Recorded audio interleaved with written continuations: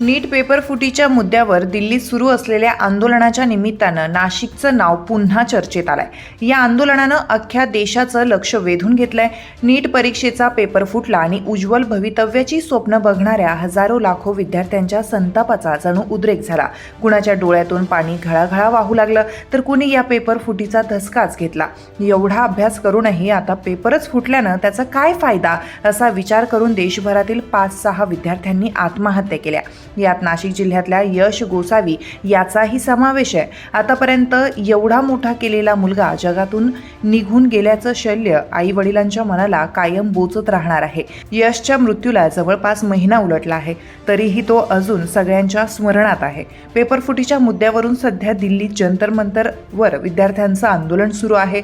देशभरातून लाखो विद्यार्थी यात सहभागी झाले आहेत। नाशिकमधून यशचा भाऊ अनिकेत हाही या आंदोलनात आहे। जस्टिस फॉर यश असा फलक हातात झळकवून तो न्याय मागत आहे। गोसावी कुटुंब निफाड तालुक्यातल्या करंजी इथलं, पण दोन्ही मुलं शिक्षणासाठी नाशिकमध्ये आल्याने यश आणि अनिकेतचे वडील अशोक गोसावी यांनी आडगावमध्ये भाड्यानं घर घेतलं होतं। तुमच्या भागातील प्रत्येक बातमी पाहण्यासाठी तसेच अशाच ताज्या आणि विश्वासार्ह घडामोडींसाठी उत्तर महाराष्ट्र न्यूज नेटवर्क सोबत जोडलेले रहा। सोबतच फेसबुक, इंस्टाग्राम आणि यूट्यूबवरही आम्हाला लाईक आणि शेअर तसेच सबस्क्राईब आणि फॉलो करायला विसरू नका।